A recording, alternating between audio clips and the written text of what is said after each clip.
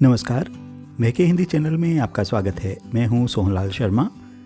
कक्षा 12 के हिंदी के प्रश्न पत्र में 6 अंक का एक प्रश्न अप्रत्याशित विषयों पर लेखन का आता है। बहुत से विद्यार्थियों ने इसके संबंध में मुझसे प्रश्न किए हैं, तो आज के वीडियो में उनकी शंकाओं का समाधान किया गया है। साथ ही चर्चा की गई है कि इसमें पूरे अंक कैसे ला सकते हैं। तो अंत तक वीडियो देखिएगा और बताइएगा कि वीडियो कैसा लगा। एक स्वाभाविक सा प्रश्न है कि अप्रत्याशित विषयों पर लेखन होता क्या है।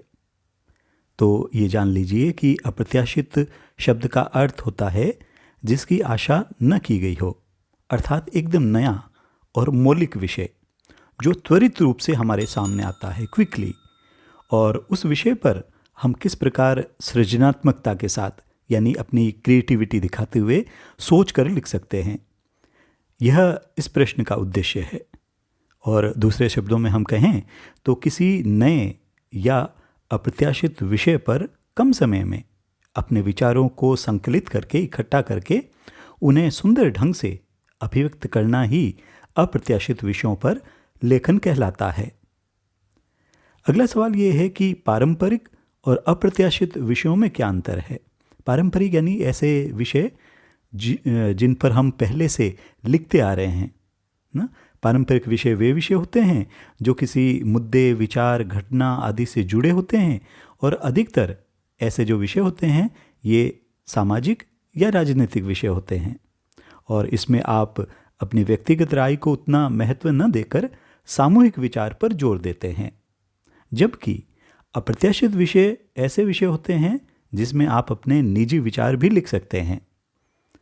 विषय कहीं से कुछ भी हो सकता है ना। एक प्रश्न ये भी होता है कि कौन कौन से विषय होते हैं, तो इसमें विषय की कोई सीमा नहीं है।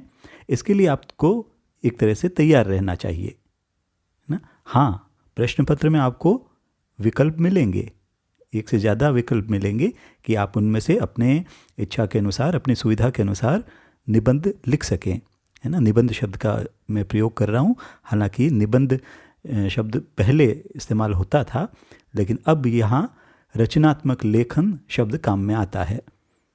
अगला जो बिंदु इससे जुड़ा हुआ है और जो सबसे महत्वपूर्ण है कि हम अप्रत्याशित विषयों पर लेखन करें तो कैसे करें।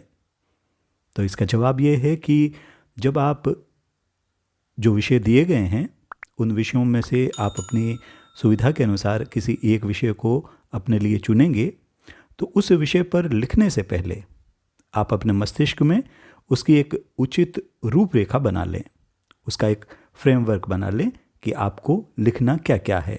सोच विचार कर लीजिए, और उसके बाद उस विषय पर आप अपने भाव, विचार तय शब्द सीमा में प्रकट कीजिए।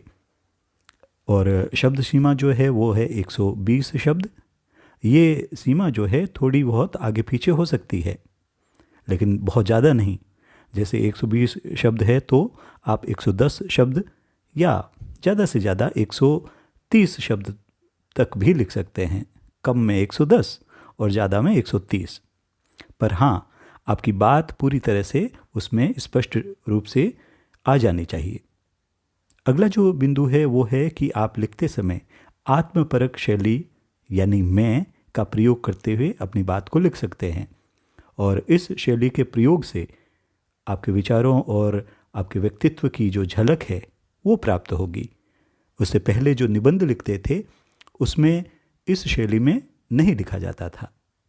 अगला जो बिंदु है कि लेख में आपकी कही हुई बातें आपस में एक दूसरे से जुड़ी हुई होनी चाहिए, यानी उनमें तालमेल होना चाहिए।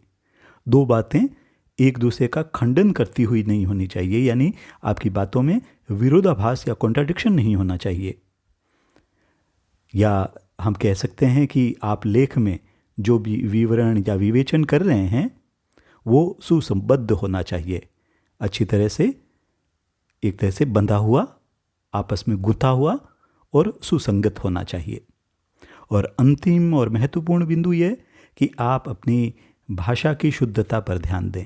शुद्ध भाषा लिखें, वाक्य शुद्ध बनाएं, और साथ ही वर्तनी का भी ध्यान रखें। अपनी मौलिकता और रचनात्मकता उस लेख में दिखाएं। आपकी खुद की क्रिएटिविटी और आपकी खुद की ओरिजिनलिटी, यानी आप अपने मन की बात लिखें, लेकिन अपने ढंग से। ऐसे ही उपयोगी वीडियो के लिए चैनल को सब्सक्राइब करें, साथ ही लाइक व शेयर करना न भूलें। बने रहिए चैनल के साथ। मिलते हैं अगले वीडियो में। नमस्कार।